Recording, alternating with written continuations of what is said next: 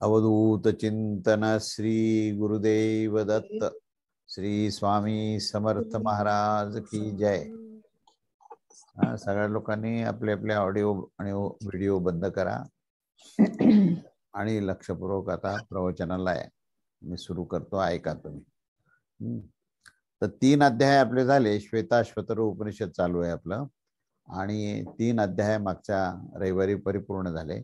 आता आपण आज 4था अध्याय सुरू करतोय आणि हे सगळे जे काही विवेचन चालू आहे हे संबंध विवेचन हे भगवंताच्या स्वरूप, परमेश्वराचं स्वरूप कसं आहे, त्याची व्याप्ती कशी आहे आणि त्याला प्राप्त करायचं असेल तर आपण काय केलं पाहिजे आणि प्राप्त झाल्यानंतर कशा प्रकारचं आपल्याला फळ मिळतं, असाच हा विषय पूर्ण इथे आपण विस्ताराने पाहत आहोत। तेव्हा त्याच विषयाला आता पुढे 4थ्या अध्यायात काय सांगितले ते बघा। आता 4थ्या अध्यायातला पहिला श्लोक मी सांगतो तुम्हाला। पहिला श्लोक असा आहे, य एको वर्णो बहुधा शक्ति योगात वर्णनम को निहितार्थे दधाति न चैति चांते विश्वमा दौस देवः सनो बुद्ध्या शुभया संयुनक्तु। अन्वय असा है कि यह अवर्ण निहितार्थ बहुधा शक्ति योगात आदौ अनेकान वर्णान दधाति च अन्ते विश्वम व्योति च सह देवः एकः सह नः शुभया बुद्ध्या संयुनक्तु। आता याचा शब्दशः अर्थ आणि आपण आशय पाहूया की याचा या अन्वयाचा जो अर्थ आहे तो असा आहे की जो रंग रूप इत्यादी शिवायच असून देखील तो गुप्त उद्देशाने त्याचा अस्तित्व असल्यामुळे विविध शक्तींच्या संबंधाने सृष्टीच्या आरंभकाळी हा परमात्मा अनेक रूप रंग धारण करून घेत असतो आणि शेवटी संपूर्ण विश्व त्याच्यामध्येच विलीन होत असते। असा तो परमदेव परमात्मा एकमेव अद्वितीय आहे आणि तोच आम्हा सर्व लोकांच्या शुभबुद्धीच्या मध्ये सहाय्य करून तो संयुक्त व्हावा, असं हे अशा अर्थाचा हा श्लोक आहे। तेव्हा याचा अर्थ जो आहे तो आपण आशय पाहू, आपण काय नेमकं आहे, काय त्यांनी सांगितलंय आणि आपल्याला याच्यामध्ये काय बोध घ्यायचा आहे याच्याकडे आपण वळूया। की हा जो परब्रह्म परमात्मा हा मुळातून निराकार, निर्गुण निराकार आहे। निर्गुण निराकार म्हणजे गुण निसंग आहे आणि कुठल्याही आकृती प्रकृतीमध्ये तो लिप्त नाही, असाही त्याचा अर्थ आहे। असा तो निर्गुण निराकार आपल्या तत्वस्वरूपामध्ये असणारा, असा तो असताना देखील ज्यावेळेस सृष्टी सृजन होते, सृष्टी निर्माण होते, ब्रह्मांडाची निर्मितीचं कार्य सुरू होतं, त्यावेळेस मात्र तो अनंत रूप अनंत रंग असे तो धारण करत करत ज्याच्यामध्ये त्याचा अभाव दिसत होता, अशा त्या अभावामध्ये असताना देखील तो सृष्टीच्या आरंभ काळामध्ये कोणत्या तरी अज्ञात अशा उद्देशाने आपल्या ह्या स्वरूपभूत असलेल्या नाना प्रकारच्या शक्तीचा संबंध घेऊन तो ह्या शक्तीद्वारे तो अनेक रूप अनेक रंग इत्यादी धारण करतो आणि सरते शेवटी अंततः हे जे संपूर्ण जग जे निर्माण होतं हे जग त्याच्यामध्ये पुन्हा त्या परमात्म्यामध्येच विलीन होत असतं। म्हणजेच जो कोणत्याही प्रयोजनाशिवाय या सर्व जीवमात्राचं कल्याण करण्यासाठी आणि त्यांच्या कर्मानुसार त्या नाना रंगरूप असणाऱ्या या जगताची तो रचना, त्याचं पालन आणि त्याचा संहार करत असतो, असा तो परमात्मा हा वास्तविकतेने पाहिल्यास तो एकमेव अद्वितीय आहे आणि त्याच्याशिवाय अन्य कोणतेही अस्तित्व नाही। तरीही आपण म्हणतो की त्या परमात्म्यामधून अनंत नाम अनंत रूप असलेले अनंत जीव मात्र हे तयार होतात, अनंत अशी सृष्टी तयार होते आणि त्या सृष्टीमध्ये तो स्वतः पुन्हा ओतप्रोत असतो, त्याचं अस्तित्व ह्या सृष्टीमध्ये ओतप्रोत आहे आणि म्हणून त्याचं अस्तित्व सगळीकडे असेल तर तो आपल्या शुभबुद्धीमध्ये तो युक्त व्हावा, कारण त्याच्याशिवाय आम्हाला त्याचं आकलन होणार नाही। जेव्हा परब्रह्म परमेश्वर आमच्या बुद्धीमध्ये प्रवेश करेल ना, तेव्हाच आमची बुद्धी ही तेजस्वी आणि प्रगल्भ होईल आणि त्याच्यानंतरच आम्ही ह्या परमेश्वराला आकलन करण्याच्या स्थितीमध्ये येऊ. आणि म्हणून ती होण्यासाठी, त्या परमात्म्याचा प्रत्यक्ष अनुभव घेण्यासाठी हे तेव्हाच शक्य आहे ज्यावेळेस तो परमात्मा आपल्या बुद्धीमध्ये प्रत्यक्ष प्रवेश करेल आणि नंतर ती बुद्धी अत्यंत प्रगल्भ करेल आणि ती प्रगल्भ झाल्यानंतरच आपण त्या परमात्म्याला जाणून घेऊ. म्हणून ही प्रार्थना केली आहे.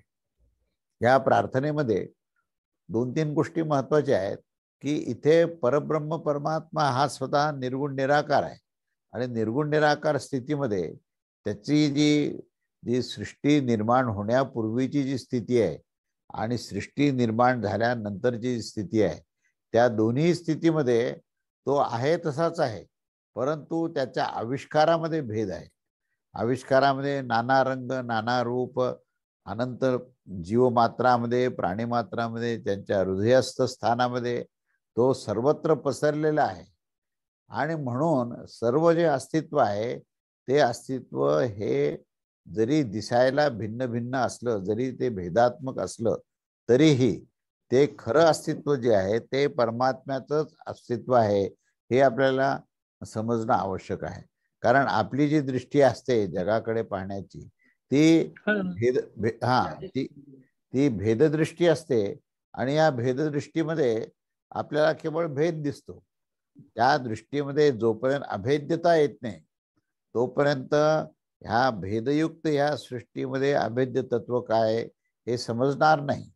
आणि त्याच्याकरता म्हणूनच याच्यामध्ये शेवटी असं म्हणजे प्रार्थना केली आहे की हे परमात्मा तू आमच्या शुद्ध बुद्धीमध्ये प्रस्थापित हो, म्हणजे आम्ही तुझ्या ह्या सर्व भेदयुक्त असलेल्या या ब्रह्मांडामध्ये आम्ही अभेद्य ब्रह्मतत्व, अभेद्य परमेश्वर तत्वाला आम्ही पाहू शकू, असं या ठिकाणी तिथे प्रार्थना केलेली आहे. म्हणून ही सृष्टी जरी अनंत नामरूपात्मक असली तरीही त्याच्यामध्ये फक्त एकच तत्व आहे आणि ते तत्व म्हणजे तो परब्रह्म परमेश्वर आहे. त्याच्या व्यतिरिक्त दुसरं काहीही अस्तित्व नाही, हे आपल्याला हे समजणं महत्त्वाचं आहे. हाच उद्देश या ठिकाणी दिलेला आहे.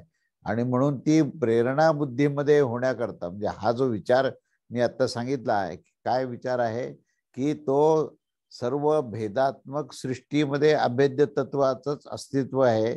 भेद हा आभास आहे आणि तो आभास आपल्याला हा आभासच आहे असं समजण्याची जी बुद्धी, जी धारणा, ती धारणा प्रस्थापित करण्याकरता केवळ परमेश्वराचीच कृपा पाहिजे. त्याच्या कृपेशिवाय ही धारणा निर्माण होणार नाही. म्हणून आपण ह्याच्यामध्ये प्रार्थना करतो की माझ्या बुद्धीमध्ये तू येऊन बस, तुझी त्या ठिकाणी प्रस्थापना कर, तेव्हा तू जो एकमेव अद्वितीय असा जो आहे तो मला कळायला सुरुवात होईल. अशा प्रकारची या ठिकाणी ही प्रार्थना केली आहे. तेव्हा ही प्रार्थना केल्यानंतर पुढे आता आपण पुढे जाऊया की आता ही प्रार्थना केल्यानंतर आता पुढे 3 मंत्राद्वारे परमेश्वराचे या जगामध्ये विविध रूपामध्ये चिंतन करत त्याची स्तुती करण्याचा प्रकार केलेला आहे. आता म्हणजे आधी विधान केलं पहिल्या मंत्रामध्ये, काय विधान केलं की तो स्वतः निर्गुण निराकार एकमेव अद्वितीय आहे, पण तरीही तो सर्व जगामध्ये अनंत नाम, अनंत रूप, अनंत रंग ह्याच्यामध्ये तोच आहे, त्याच्याशिवाय दुसरं काही नाही. परंतु ते प्रतीत होण्याकरता तू बुद्धीमध्ये प्रवेश कर अशी प्रार्थना केली. आणि ती प्रार्थना केल्यानंतर पुढे उपनिषद जे आहे ते पुढच्या या 3 मंत्रामध्ये असं म्हणतं की त्या विविध रूपामध्ये परमेश्वराचं चिंतन कसं करायचं हे त्यांनी 3 मंत्रात सांगितलं आहे. आणि हे तिन्ही मंत्र जे आहेत ते परमेश्वराची स्तुती करण्याचे मंत्र आहेत. तेव्हा आता हे त्याच्यामध्ये दुसरा मंत्र काय हे आपण पाहूया. तदेवाग्निस्तदा आदित्यस्तदा वायुस्तदा सदुच्चंद्रमा तदेव शुक्रम तदब्रह्म तत् प्रजापती. अन्वय असा आहे की तत् एव अग्नि तत् आदित्य वायु उतत् चंद्रमा तत् शुक्रम तत् आप तत् प्रजापती तत् एव ब्रह्म. म्हणजे तोच अग्नी आहे, तोच सूर्य आहे, तोच वायू आहे, तोच चंद्रमा आहे आणि तो अन्यान्य प्रकाशयुक्त असे नक्षत्र सुद्धा तोच आहे, तोच जल आहे, तोच प्रजापती आहे आणि तोच ब्रह्मा आहे. अशा प्रकारचं हा अन्वयार्थ आहे. ह्या अन्वयार्थामध्ये आपल्याला प्रकर्षाने हे दिसतं की जे भिन्न भिन्न देवदेवता आहेत, त्या भिन्न भिन्न देवदेवता भेदयुक्त जरी दिसत असले तरी तो परब्रह्म परमेश्वर त्यांच्यामध्ये आहे. आणि म्हणून ते वर्णन करताना तो परब्रह्म परमेश्वरच अग्नी आहे. पहिल्यांदा अग्नीचा उल्लेख केलेला आहे आणि त्याच्या पुढे हे सर्व देवता आहेत. पूर्ण अग्नी ही देवता आहे. पुढे म्हणतात की सूर्य, आदित्य देवता हे सुद्धा ह्याच्यामध्ये तुझ्याशिवाय दुसरं कोणीच नाही आहे. वायूचं सुद्धा जे काही गुणधर्म आहेत हे तुझ्याच शक्तीमुळे निर्माण होतात. चंद्रमा ज्याची शीतलता आहे ती शीतलता सुद्धा तुझ्याच कारणाने निर्माण झालेली आहे. आणि बाकी जे काही प्रकाशमय जे काही आकाश तत्व आहे किंवा नक्षत्रामध्ये जो प्रकाश आहे, जल, प्रजापती आणि ब्रह्मा ह्या तिन्हीमध्ये सुद्धा ह्या तिन्ही सुद्धा देवता आहेत आणि या तिन्ही देवतामध्ये केवळ आणि केवळ तूच आहेस. आणि हे सर्व जे आहेत ते एकमेव अद्वितीय परब्रह्म परमेश्वराच्याच विभूती आहेत असं म्हटलेलं आहे. आणि त्या सर्वांच्या अंतर्यामी जो आत्मा आहे तो एकच, तो परब्रह्म परमात्मा आहे. आणि त्यामुळेच हे सर्वच्या सर्व आविष्कार जे आहेत, ह्या सर्व विभूती जे आहेत, त्या विभूती केवळ एक परब्रह्म परमेश्वराचेच आहेत, त्याचेच स्वरूप आहेत असं इथे निवेदन केलेलं आहे.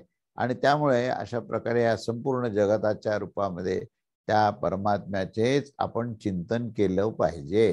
म्हणजे इथे भूमिका तीच सांगितली आहे की तो परब्रह्म परमात्मा सर्वत्र आहे, दिसायला भिन्न भिन्न असला तरी असायला तो एकच परमात्मा आहे.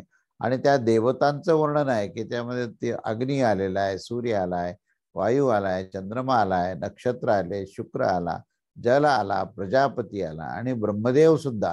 या सगळ्यामध्ये सगळ्यांचं जे काही आपल्याला भिन्नता जरी दिसत असली तरी त्या भिन्नतेमध्ये त्यांचं अस्तित्व आहे. आणि ते जे काही अस्तित्व आहे ते अस्तित्व म्हणजेच परमात्मा आहे. भेद जी आहे ही प्रकृती आहे आणि अभेद्य तत्व हा परमात्मा आहे. त्यामुळे आपल्याला भेदामध्ये अभेद्य तत्व पाहायचंय, व्यक्तामध्ये अव्यक्त तत्व पाहायचंय. म्हणून ह्या ठिकाणी पहिल्यांदा भेद काय हे सांगितलं की अग्नी वेगळा दिसतो, सूर्य वेगळा दिसतो, वायू वेगळा दिसतो. कारण काय, ह्याचे लक्षण, ह्याचे जे गुणधर्म आहेत हे गुणधर्म भिन्न भिन्न आहेत. जेव्हा जेव्हा गुणधर्माचा विषय येतो तेव्हा तेव्हा भेदाचा विषय येतो. म्हणून आपण पाहतो की मनुष्य मात्रामध्ये सुद्धा अनेक प्रकारचे माणसं अनेक लक्षणांनी भरलेली असतात आणि त्यांचे गुण जे आहेत हे भिन्न भिन्न आहेत. त्यांच्या गुणाच्या अनुसार आविष्कार आहे. म्हणून आविष्कारामध्ये गुणाचा प्रभाव आहे आणि गुणाचा प्रभाव जिथे आहे तीच प्रकृती आहे. म्हणून प्रकृती ही त्रिगुणात्मक आहे. म्हणून लक्षणामध्ये, गुणामध्ये ती प्रकृती असते आणि तीच आपल्याला दिसत असते. म्हणून दिसण्यामध्ये प्रकृती असल्यामुळे दिसण्यामध्ये भेद आहे. पण हे का दिसतं, तर काहीतरी आहे म्हणून काहीतरी दिसतं, अन्यथा दिसण्याचा विषय नाहीये. जसं कुठेतरी धूर येताना दिसला तर आपण काय म्हणतो की कुठेतरी अग्नी पेटला असेल म्हणून हा धूर दिसतोय, हा अनुमान आहे आपला. त्यामुळे हे भिन्न भिन्न जे दिसतं ते इतकं दिसणाऱ्या भिन्न भिन्न तत्वाचं अस्तित्व काय आहे हा प्रश्न आपल्या मनात येऊ शकतो. तर याचं अस्तित्व एकच परब्रह्म परमात्मा आहे. बाकी दिसायला भिन्नता आहे, आविष्कार भिन्न आहे, त्याची उत्पत्ती, स्थिती आणि लय पण आहे. त्याच्यामध्ये उत्पन्न होण्याची प्रक्रिया आहे, काही काळ दिसण्याची प्रक्रिया आहे आणि कालानंतर त्याचा वियोग होण्याची सुद्धा प्रक्रिया आहे. तेव्हा उत्पत्ती, स्थिती आणि लय हे जे आहेत हे दिसणाऱ्या दृश्यामध्ये आहेत.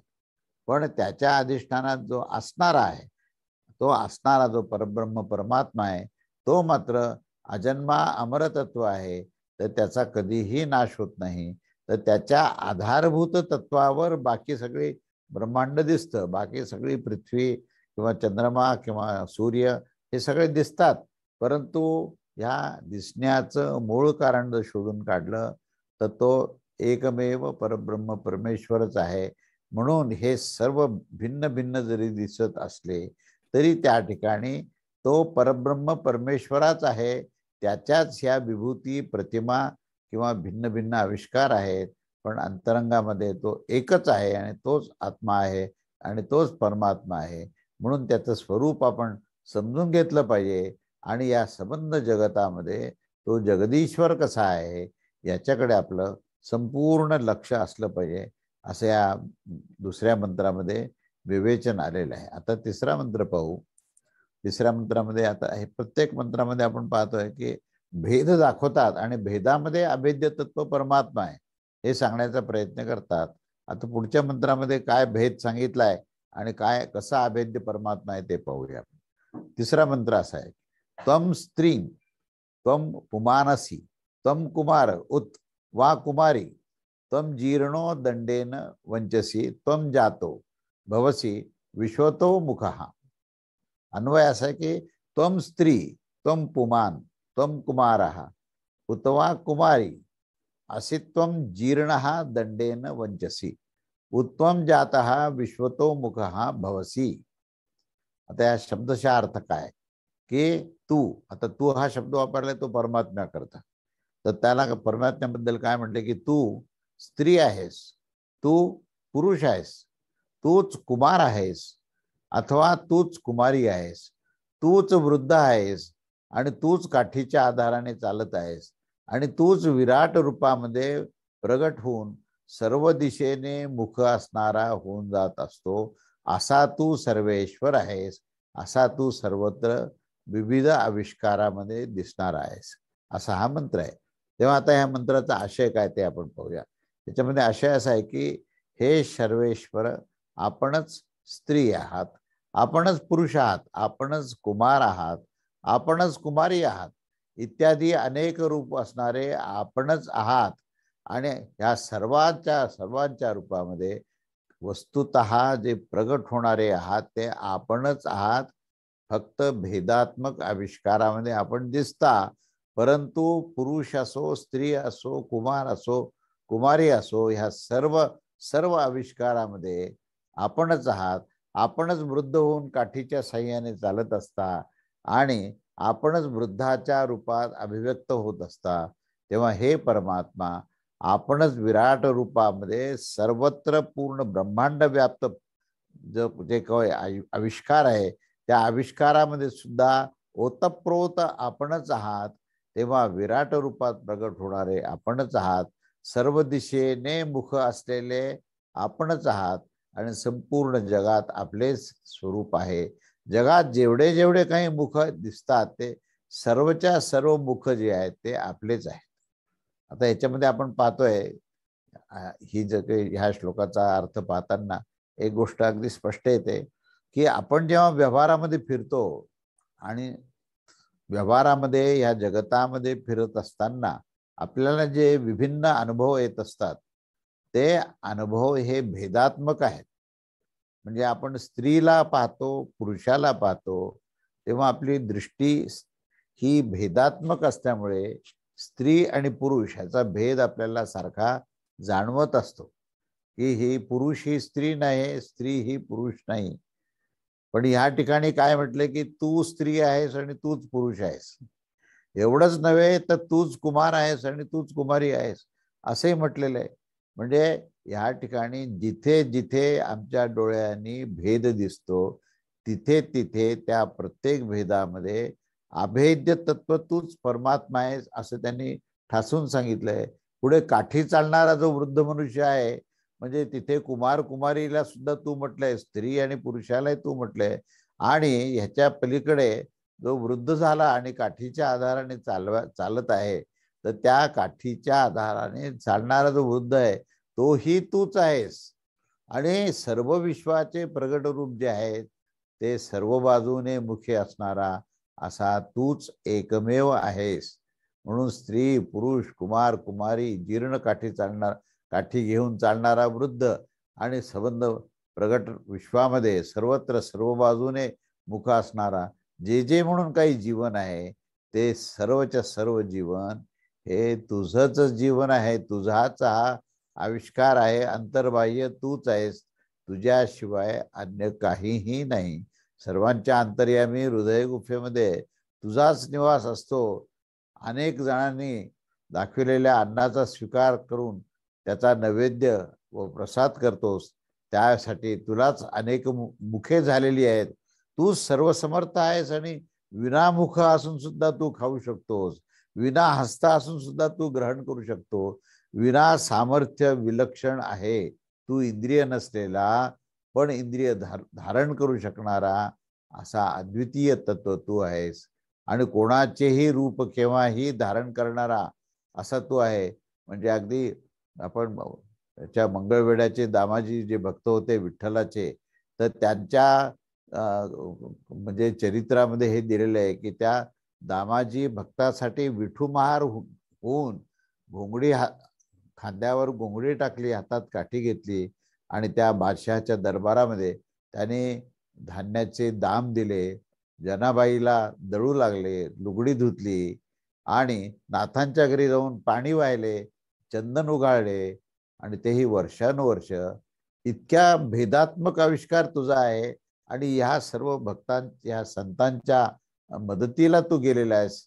त्यामुळे तुझं सर्वत्र वास्तव्य हे पुन्हा पुन्हा प्रत्येक काळामध्ये हे सिद्ध झालेले आहे. आणि म्हणून तू हा सर्वत्र आहेस आणि अनंत रूपाने तुझा आविष्कार आहे हे मला कळव. म्हणजे आता हे आहे हे वर्णन झालं, पण ते आपल्याला कसं काय कळणार हा प्रश्न आहे ना. तर ते आपल्याला परमेश्वराच्या कृपेने कसं कळतं याचाही आपल्याला विचार करणं आवश्यक आहे. आणि तो पुढच्या काही मंत्रामध्ये दिलेला आहे. आता पुढचा मंत्र बघू आपण, चौथा मंत्र. या चौथ्या मंत्राचं अशा प्रकारचं आहे की नील हा पतंगो हरितो लोहिताक्ष स्थळ गर्भ ऋतव समुद्रा अनादिमत्वं विभुत्वेन वर्तसे यतो जातानि भुवनानि विश्व. अन्वय असा की त्वम एव नीलः पतंग हरितः लोहिताक्षः तडित गर्भः ऋतवः समुद्राः यतः त्वत्तः एव विश्वा भुवनानि जातानि त्वम अनादित्व विभुत्वेन वर्तसे. आता याचा शब्दशः अर्थ पाहून आशय पाहूया आपण चौथ्या मंत्राचा. तेव्हा अन्वयार्थ असा आहे की हे परमात्म्या, तूच नीलवर्ण पतंग आहेस. तूच हिरव्या रंगाचे आणि लाल रंगाचे नेत्र आहेस. म्हणजे ह्या हिरवा आणि लाल रंगाचा नेत्र असणारा कोण असतो? पक्षी असतो. तर तो पक्षीही तूच आहेस. आणि तूच मेघ आहेस, तूच वसंत इत्यादी ऋतू तूच आहेस. सप्त समुद्राच्या रूपात तूच आहेस. कारण की तुझ्यापासून संपूर्ण लोक उत्पन्न होत असतात.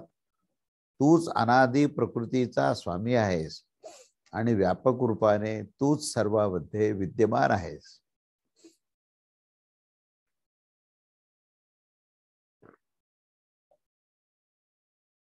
म्हणजे या सगळ्या श्लोकामध्ये आपल्याला एक लक्षात येतं की सर्वत्र सर्व जगतामध्ये अनंत नाम आणि अनंत रूपाच्या आविष्कारामध्ये दिसणारा जे दृश्य आहे त्या दृश्यामध्ये भेद आहे आणि असणारा जो परमात्मा आहे तो अभेद्य आहे.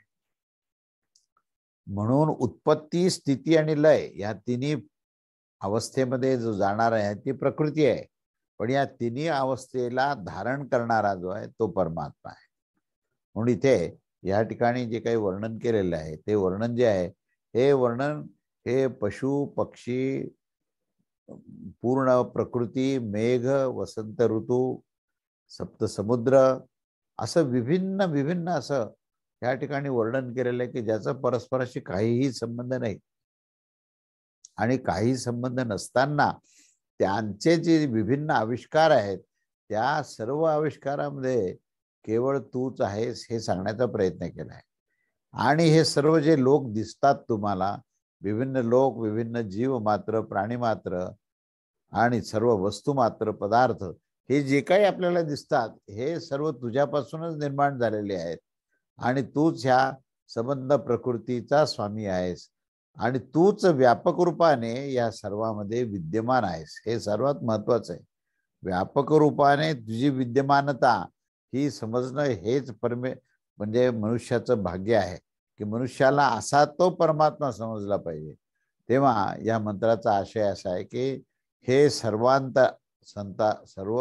सर्वाच्या अंतर्यामी अस्तित्व असणारा जो परमात्मा आहे त्याला उद्देशून म्हटलेलं आहे की आपणच ह्या निळ्या रंगाचे पतंग फुलपाखरू वगैरे आहात आणि आपणच हिरवा रंग आणि लाल नेत्र असणारे पक्षी आणि पोपट आहात.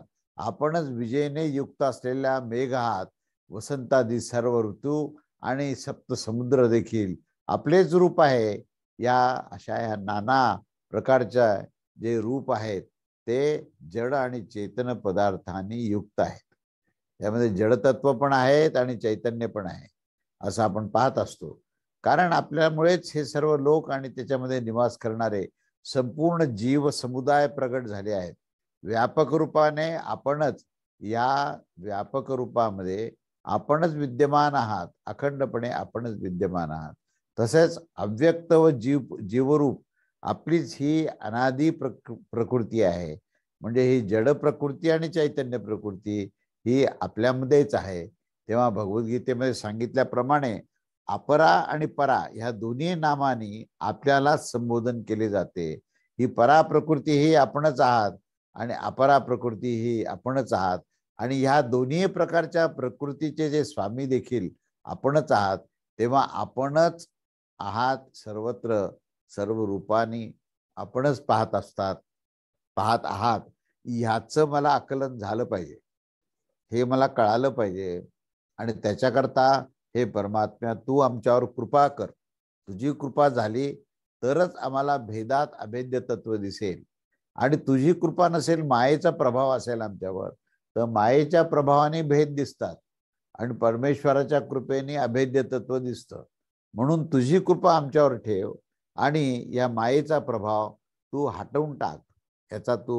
याच्यापासून मला मुक्त कर, मायेच्या प्रभावापासून. असं मनुष्य हा परमात्म्याला प्रार्थना करत असतो आणि परमात्मा ती प्रार्थना निश्चितच स्वीकारतो आणि ज्याच्यामध्ये जेवढा तीव्र भाव आहे, उत्कट भाव आहे, तेवढ्या प्रमाणामध्ये त्याला परमेश्वराची प्रतीती प्राप्त होते. म्हणजे या ठिकाणी या चौथ्या मंत्रामध्ये नीलवर्ण पतंग, त्यानंतर हिरवा आणि लाल रंगाचा नेत्र असलेला पोपट, विविध ऋतू सांगितलेत, विजा फेकणारा ढग सांगितला आहे, सप्त समुद्र आहे. हे सर्वांचा जो शासक आहे आणि सर्वांनी व्यापलेला असा तो जो परब्रह्म परमात्मा जो आहे, तो परब्रह्म परमात्माच सर्वांच्या अंतरंगामध्ये, सर्वांच्या हृदयामध्ये तो विराजमान आहे, हे समजणं आपल्या सर्वांना आवश्यक आहे. तेव्हा तू निळा निळा पतंग आहेस, हिरव्या हिरव्या रंगाचा लाल डोळ्याचा पोपट आहेस, मुंगीपासून माकडापर्यंत मानव देखील तूच आहेस.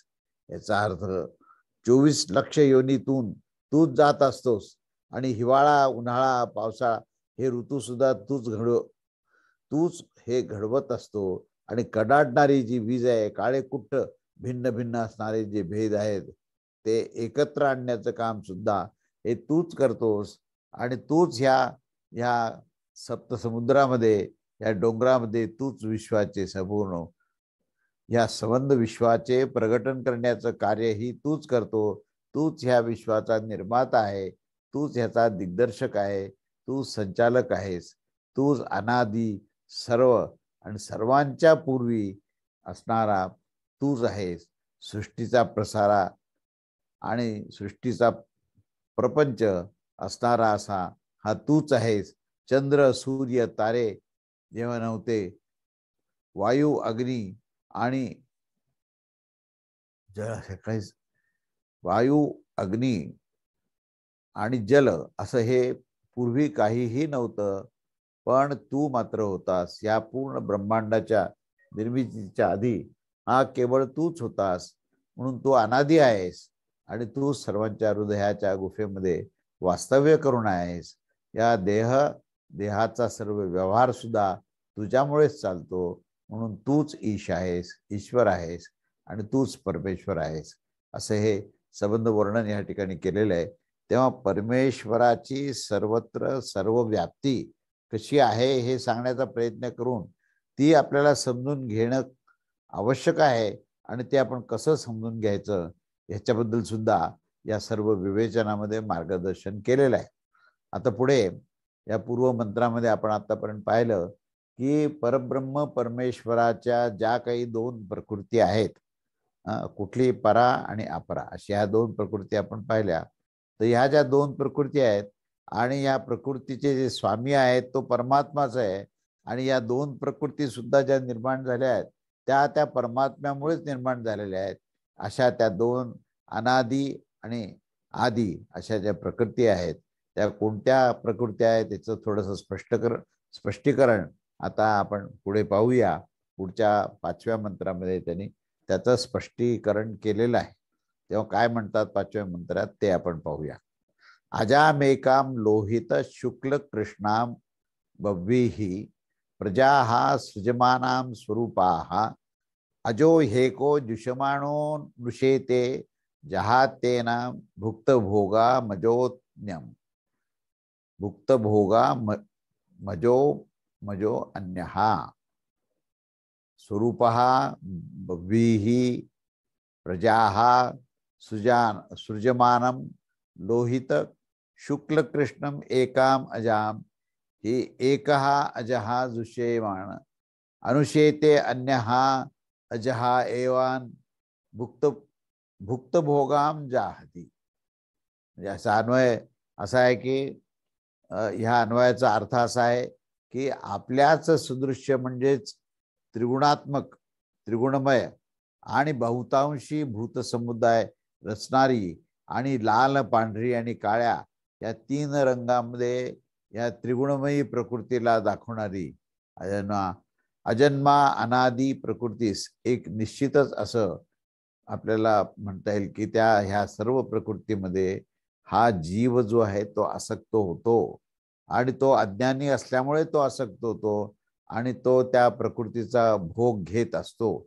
तर दुसरा अत्यंत अय आणि अमर असा तो ज्ञानीपुरुष जो असतो तो मात्र या प्रकृतीच्या ह्या कुठल्याही प्रकृतीचा किंवा कोणत्याही प्रकारचा उपभोगाचा हा ज्ञानी पुरुष हा त्याग करत असतो आणि जो अज्ञानी असतो तो त्या सर्व प्रकृतीमध्ये आसक्त होऊन त्याचा भोग घेत असतो.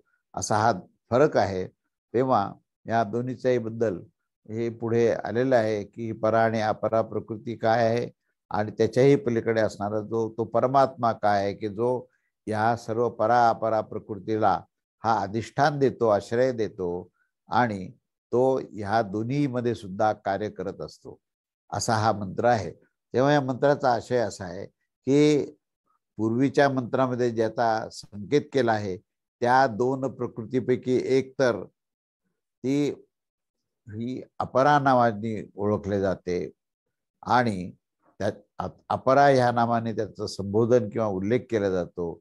ज्या अपरा प्रकृतीमध्ये 8 प्रकारचे भेद दिलेले आहेत, हे आपले अधिष्ठाता परमदेव परमेश्वराच्या अध्यक्षतेखालीच हा सर्व जो काही व्यवहार आहे पूर्ण ब्रह्मांडाचा हा होत असतो.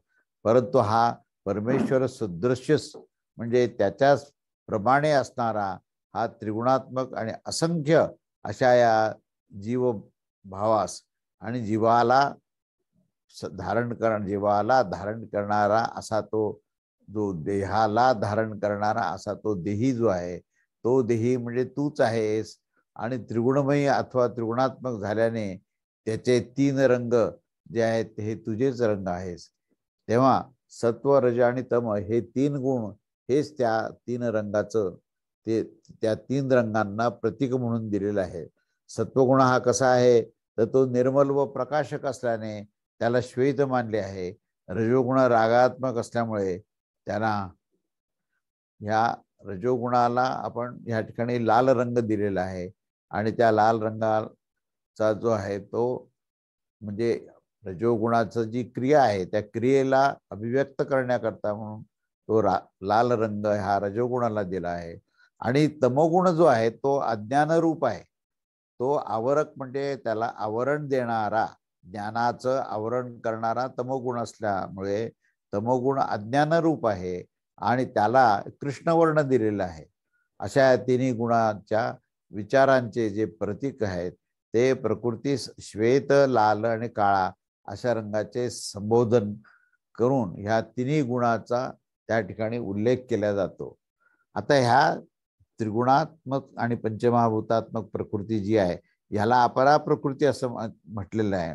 आणि दुसरी आता जी प्रकृती आहे त्याचा भगवद्गीतेमध्ये सुद्धा जीवरूप उल्लेख केलेला आहे, त्याला परा प्रकृती असं म्हटलंय. अशी परा प्रकृती कशी आहे तर ती चैतन्यमय आहे. त्या ठिकाणी ही चैतन्यमय प्रकृती आहे आणि त्याला क्षेत्रज्ञ ह्या नामाने भगवद्गीतेमध्ये 13व्या अध्यायात त्याचा उल्लेख आहे आणि 7व्या अध्यायामध्ये त्याला जीव मात्र असं म्हटलेलं आहे की त्याच्यामध्ये चैतन्याचं अधिष्ठान आहे. आणि असं हे चैतन्य हाच तो क्षेत्रज्ञामध्ये क्षेत्रज्ञ चैतन्य आहे. जीव जो आहे तो चैतन्य आहे आणि त्याच्याच उल्लेखाने त्याच्याच पूर्ण अधिष्ठानामध्ये हे सर्व कार्य होत असतं. असे हे दोन्ही प्रकृती जी आहेत म्हणजे एक परा प्रकृती आहे ती सगळी जीवसृष्टी आहे आणि दुसरी अपरा प्रकृती आहे ती त्रिगुणात्मक पंचमहाभूतात्मक अशी 8 भेद असणारी आहे. असे हे दोन भेद दोन जे आहेत हे दोन प्रकारच्या प्रकृती ह्या इथे दाखवल्या आहेत. एक तर ती जीव जे की त्या प्रकृती त्या अपरा प्रकृतीमध्ये आसक्त असते त्याला जीव असं म्हटलंय आणि त्याच्याबरोबरच एकरूप होऊन त्यांच्या ह्या विचित्र भोगास आपल्या आपल्या कर्मानुसार हे सर्व जीव जे आहेत हे भोगत असतात. आणि ह्याच्या व्यतिरिक्त आता दुसरा एक समुदाय सांगितला आहे आणि तो म्हणजे ज्ञानी महापुरुषांचा. म्हणजे एक जो आहे तो अपरा प्रकृती जी आहे ती पंचमहाभूतात्मक त्रिगुणात्मक जड प्रकृती आहे, परिवर्तनशील प्रकृती. दुसरी जीव जो आहे ती त्या प्रकृती म्हणजे जड प्रकृतीमध्ये आसक्त होऊन भोग घेणारी आहे. जो भोगता आहे ना तो चैतन्यमय आहे, तो जीव आहे. असा हा भोगता किंवा अशी ही परा प्रकृती आणि अपरा प्रकृती ह्याच्यापेक्षा अजून एक विलक्षण अशी तिसरा जो भाग आहे तो म्हणजे ज्ञानी पुरुषाचा समुदाय. आता यांनी काय म्हटलेलं त्याच्याबद्दल की या भोगामध्ये भोगून त्यास निस्सार आणि क्षणभंगूर समजून ज्याचा सर्वथा परित्याग केला आहे असे जे काही पुरुष आहेत ते ज्ञानी महापुरुष असून त्यांनी ह्याचं पूर्ण ज्ञान आणि आकलन केलं आहे आणि त्यांनी ह्या जीवभावाचाही त्याग केला आहे आणि या प्रकृतीचाही त्याग केला आहे. अशा प्रकारे हे दोन्ही प्रकारचे जीव जे आहेत स्वरूपतः अजन्मा व अनादी असले तरी त्याच कारणाने त्यास अज असं म्हटलं आहे. त्यामुळे ह्या 5व्या श्लोकामध्ये परा आणि अपरा प्रकृतीचा उल्लेख करून या दोन्हीची तुलना केलेली आहे की कशा प्रकारची प्रकृती आहे. आपल्यासारखेच हे त्रिगुणमय व सर्व सृष्टी असणारे हे सर्व रूप जे आहेत हे प्रकृतीची रचना आणि 3 गुणाचे 3 रंग इथे वर्णन केलेले आहेत. तेव्हा हे सर्व जे वर्णन आहे हे जड प्रकृतीचं वर्णन आहे पूर्ण आणि ह्या जड प्रकृतीला जीव भोगत असतो. परंतु ज्ञानी पुरुष मात्र या सर्व प्रकृतीचा त्याग करतो, अनासक्त आणि तो निष्काम असतो. त्रिगुणात्मक म्हणजे कोणते गुण की सत्व, रज आणि तम हे 3 गुण आहेत. सारी प्रकृती सारी सृष्टी जी आहे ही जी माया निर्माण करते ती मूलतः त्रिगुणात्मक आहे आणि त्याच्यापासूनच पंचमहाभूत झालेत. पण मूळ स्वरूप त्याचं हे त्रिगुण आहे आणि ते त्रिगुण जे आहे ते मायेपासूनच निर्माण झालेले आहेत. म्हणून त्या ठिकाणी या त्रिगुणाचा आपल्याला म्हणजे पूर्णपणे त्याचं अवलंबन सोडून परब्रह्म परमेश्वराच्या पूर्ण आश्रयाखाली तो जर गेला तर ही माया नावाची जी त्रिगुणात्मक प्रकृती आहे ती तुमच्यावर प्रभाव करू शकणार नाही असं इथे सिद्धांत सांगितलं आहे. म्हणून कर्म आणि त्या गुणाचं फळ हे गुणाचं सत्व हे कसं आहे हे 3 रंगाने सांगितलं आपण. सत्वकर्मे फले पुण्यकारक असतात व रजगुणामध्ये हे कर्म व त्या कर्माचे जे गुण आहेत त्या गुणाच्या अनुसार भोग प्राप्त करणारा तो जीव मात्र आहे. तर त्याच्यापासून आपल्याला या जीवभावापासून अलिप्त होण्याकरता इथे दिशा दिलेली आहे की ह्या गुणाचा संबंध हा तुमच्याशी नाहीये, तर हे गुण जे आहेत ह्या प्रकृतीच्या संबंधात आहेत, तेव्हा त्या गुणापासून निसंग व्हा, गुणनिसंग व्हा. कर्मापासून तुम्ही सुटू शकत नाही, पण कर्माच्या फळाला भोगायचं का नाही भोगायचं हे निश्चित ठरू शकता. तेव्हा त्या भोगण्यापासून तुम्हाला सुटका घ्यायची आहे आणि त्याच्यातून तुम्हाला मार्ग घ्यायचा आहे, तर कर्मसन्यासालाही तुम्हाला सिद्ध करता येईल.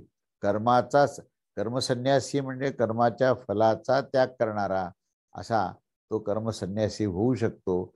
आणि फलेही भोगणे आणि फलाच्या भोग प्राप्त करत असतानाही त्याच्यापासून अलिप्त राहणे, ही जी काही कला आहे, ही कला भगवद्गीतेमध्ये सांगितली आहे कर्मयोगामध्ये.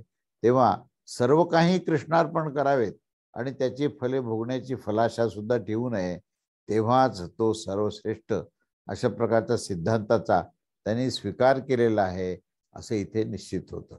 अशा प्रकारे आपण हे 5 श्लोक पाहिले, आपण 5 मंत्र पाहिले. त्याच्यानंतर आता 6वा मंत्र जो आहे तो पराप्रकृती रूप जीव समुदाय, जो या प्रकृतीच्या भोगास भोगत असतो असा तो जीव आहे. तो जीव जो आहे तो कसा कसा मुक्त होऊ शकतो, अशी जी जिज्ञासा आहे ती आपण पुढच्या रविवारी पाहूया.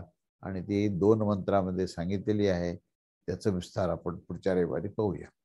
अवधूत चिंतन श्री गुरुदेव दत्त. श्री स्वामी समर्थ महाराज की जय. चला आता आपण बोलायला मोकळे आहोत.